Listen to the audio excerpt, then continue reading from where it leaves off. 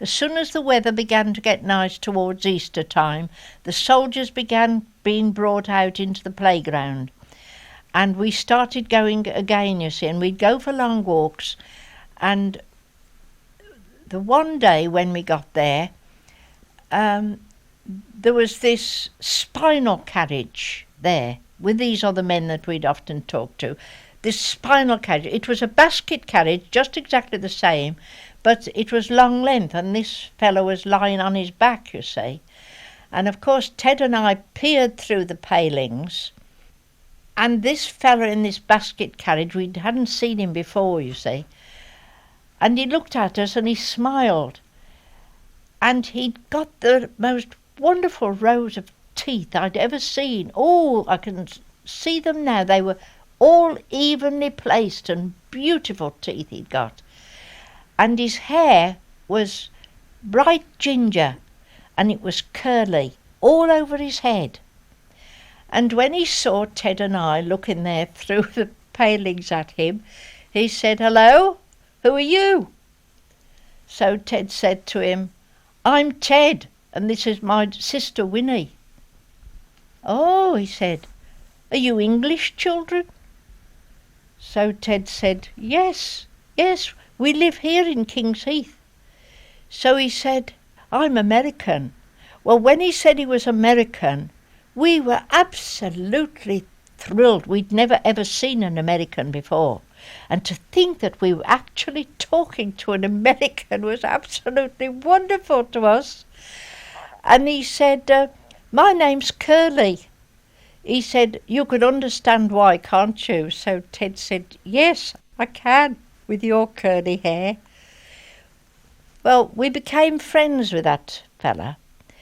He used to say, "Now, where are you going?" And we'd say, "Well, we're going out to Wast Hills." Along the roadway we used to meet tramps. These were single tramps, just on their own. And there was one man in particular that we used to meet quite often, and we called him, Billy Bowler we called him, Billy Bowler. And there was another tramp, a woman who used to push a baby's pram, and it was one of those low-bellied baby prams, a very old one, and there was no handle on it. She used to push it with the side pieces. Of course, Curly was very interested. We'd say, "Well, we didn't meet Billy Bowler, but we met the nurse today. We nicknamed her the nurse because she'd got this pram." And he wanted to know what the nurse was wearing, and if she, and he'd say, "And have you been in the haunted house? Where did you go? What was in the haunted house?" And one day when we went in there, there was a beautiful satin shoe in there, you see, a dance shoe.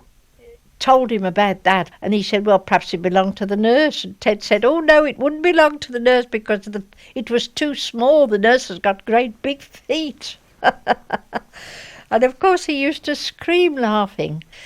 And Curly said to Ted, he said, "That bag you've got on your back," he said, What's that? What do you carry in there?" So Ted said, "Oh, it's our tea." And he said, "Oh, come on, let's have a look what you've got for your tea." And it was usually bread and butter and either plum jam or blackberry and apple jam, homemade jam. And then Mother would give us either a big slice of cake each or rock cakes she used to make, you see. Ted opened the sandwiches and showed him the sandwiches, and he said, "What have you got in that other bag?" So Ted opened it, and there was 2 rock cakes in it.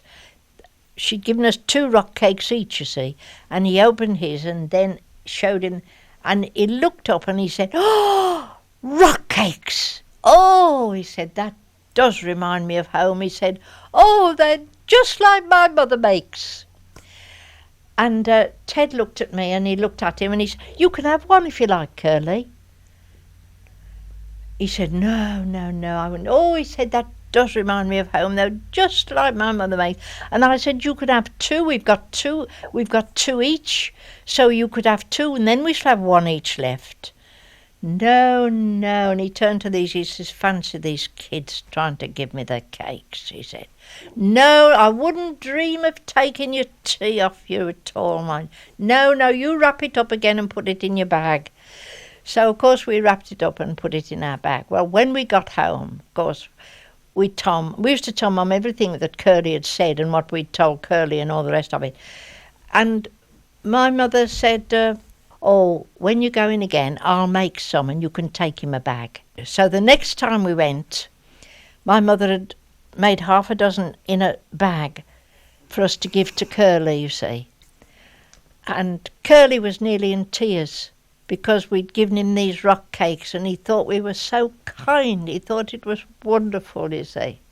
We were going to go the next Monday, and on the Saturday I was in Kings Heath, and when I was walking along on the edge of the pavement, I suddenly heard somebody shout, "Smiler, Smiler!" He used to call me Smiler.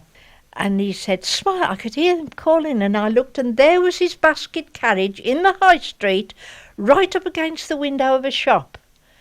And he said, "Oh," he said, "I was hoping I'd see you. I was hoping I'd see you." He said, "Where's Ted?" So I said, "Well, Ted's working in the bakehouse this morning." He used to do part-time in the bakehouse, sweep the front of the shop and all that kind of thing. And he said, "Oh, I'm so glad I've seen you. Where are you going?" So I told him where I was going shopping. And I said, "There's only one more week, Curly, and then we'll be coming. One more week, and then we'll be coming." So he said, "Oh, good, I'm glad about that."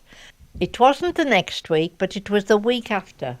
I'd seen him on the Saturday, and then we started mornings the next Monday week, and we'd got the afternoon off. So we went down to the school to see Curly, and he wasn't there.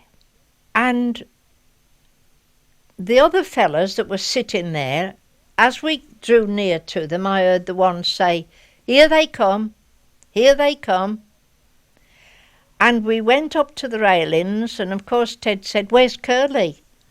And he said, "He's not here today." So Ted said, "Where is he?" And he said, "I've no idea, no idea." And he said, "He hasn't gone back to America, has he?" And he said, "Oh, no, I shouldn't think so. No, I shouldn't think so."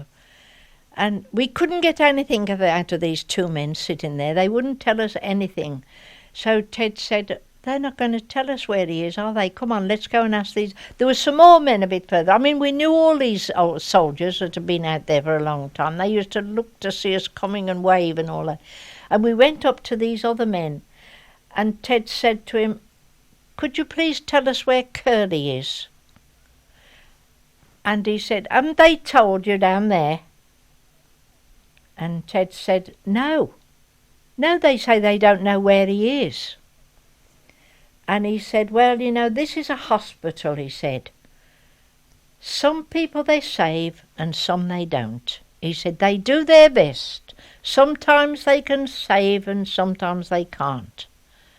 So Ted looked at him and he said, "He isn't coming back, is he?" And he said, "I'm afraid not, son. I'm afraid not."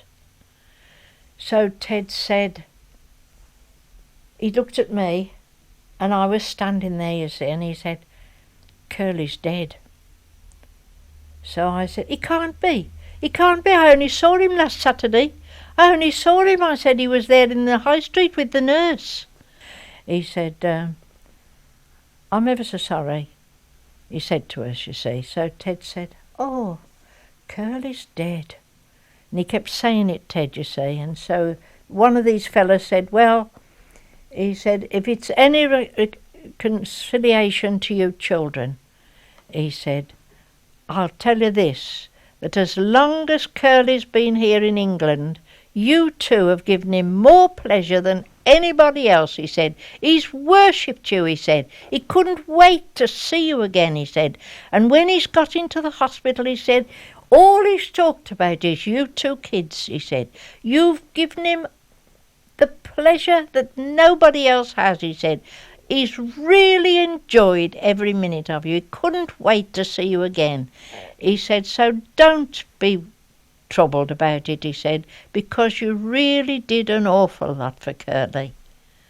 Which was nice for him to say it, wasn't it? And I remember we went off and we went our walk to the canal, and that was the last time we went. We never felt as if we wanted to go again.